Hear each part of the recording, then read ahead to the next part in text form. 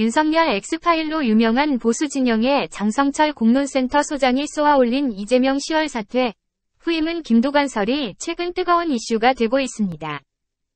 이슈가 되자 민주당 측에서는 사실무근이라며 지라시, 가짜뉴스라고 입장을 냈습니다.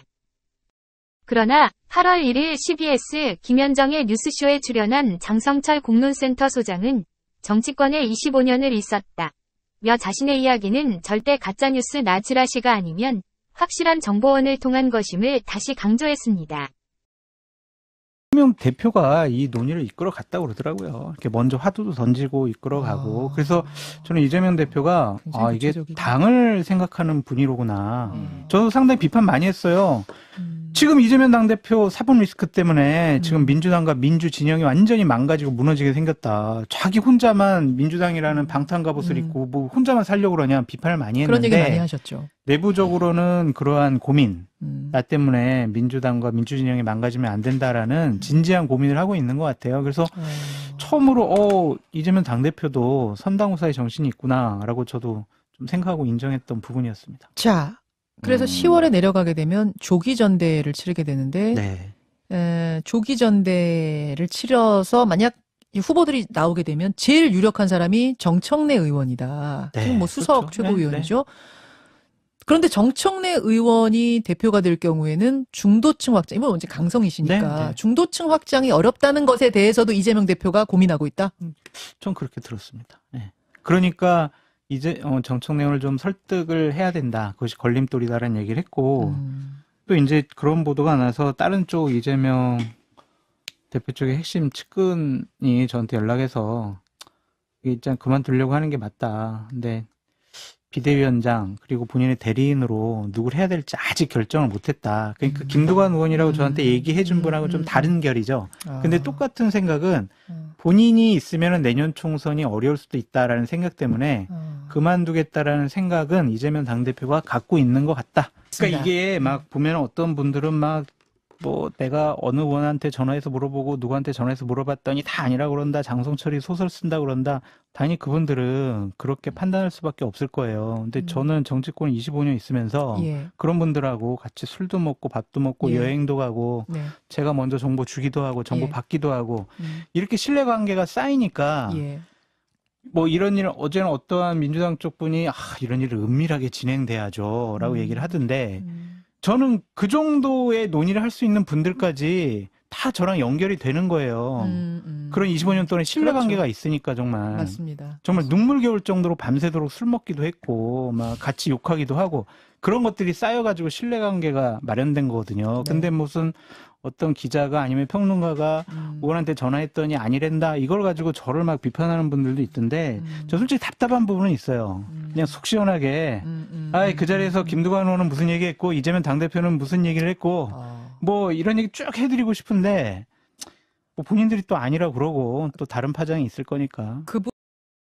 그래서 장성철 소장이 말한 이재명 10월 사퇴론이 과연 사실인지 아닌지 궁금해진 저는 한겨레 TV 공덕 포차, KBS의 더 라이브, KBS의 사사건건 등에서 장성철 소장의 상대 패널로서 호흡을 맞추고 있는 더불어민주당으로 고양갑 출마를 예정 중인 김성애 싱크아이 소장에게 장성철 소장의 발언이 팩트인지 직접 물어봤습니다. 천냥방장 욥델리님 질문까지 오늘 듣고 이제 끝내겠습니다. 김현정 뉴스쇼에서 장성철 소장님이 본인도 20년 넘게 정치판에 있었다고 신뢰할 만한 커넥션을 통해 들은 정보라면서 화를 내시던데 장 소장님이 말씀하신 민주당 내부 정보는 대부분 팩트라고 믿어도 될까요? 그러니까 저도 국민의힘 심지어 대통령실에도 소통하는 사람들이 있습니다. 당연히 있죠. 이 동네에서 이렇게 오래 일을 했는데 아는 언론인들도 많이 있고요. 저도 다 듣는 얘기가 있습니다. 자, 이재명 대표가 물러서게 되면 어떻게 하지? 그 자리를 김두관 의원으로 대표를 세워보면 어떨까? 여기에 대해서 동의할 사람이 얼마나 있지? 이재명 후보를 따르는 사람이 한 40명 정도 의원 되겠네. 그렇게 한번 그림을 그려볼까라고 어떤 작가가 시나리오를 짰어요. 이 시나리오는 존재하는 겁니다. 여의도에 이런 시나리오 쓰는 사람이 500명입니다. 그 중에 하나일 뿐이죠.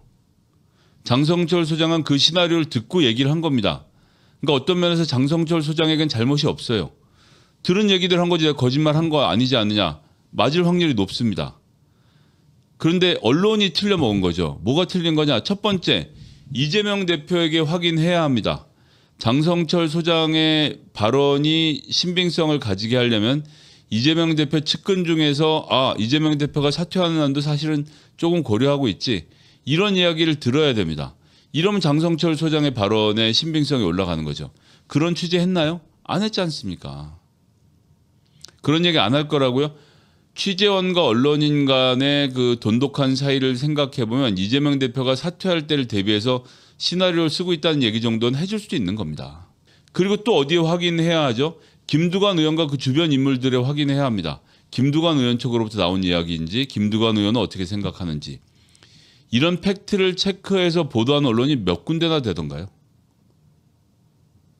장성철 말로 다 기사를 써갈기는 거 아닙니까?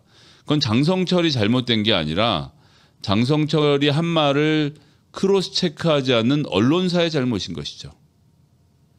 여러분들은 제가 크로스 체크해서 말씀드리지 않습니까? 이재명 대표는 10월에 사퇴할 것에 대해서 어떠한 고민도 하지 않았다. 제가 제 혼자 상상을 말씀드리는 게 아니에요. 저도 나름 당지도부와 여러 경로를 통해서 팩트 체크를 하고 장성철 소장의 하는 주장, 그 시나리오가 틀렸다라고 얘기하는 겁니다. 장성철 소장이 혼자 시나리오를 썼다고 말하는 게 아니라 그가 들은 얘기를 옮겼다고 하는 거잖아요. 제가 취재를 해보니까 아니라고 하는 것이고, 그럼 거기서 여러분들이 저의 취재력을 믿으시면 논의가 중단되는 것이고 장성철이 왔다고 생각하시면 더 하는 건데, 언론들은 이재명이 총선 전에 내려오는 게 당연하지 라는 분위기를 조성하고 있는 겁니다. 초조해하실 필요가 없죠. 언론이 그만두라고 이재명 대표가 그만둬야 됩니까? 그런데 이재명 대표가 판단하기에 내가 이 자리에 내려와서 비대위 체제로 선거를 치르면, 다른 얼굴로 선거를 치르면 총선에서 이길 확률이 더 올라가겠네? 라고 판단하면 이재명 대표가 한 발 물러설 수는 있습니다. 이건 어디까지나 온전하게 이재명 대표의 판단인 것이죠. 그러니까 난 이재명 대표가 그렇게 판단하라고 요청하는 게 아니고 그런 여러 가지 시나리오가 있다는 말씀을 드리는 겁니다. 이재명 대표의 지상 최대 과제는 정권 재탈환의 주인공이 자신이 되는 것. 그리고 그것을 하기 위해서 누구나 동의하고 있는 전제는 2024년 총선에서 민주당이 일당이 되는 것. 일당이 되는 핵심적인 사항은 수도권에서, 서울과 경기도에서 민주당이 이기는 것입니다.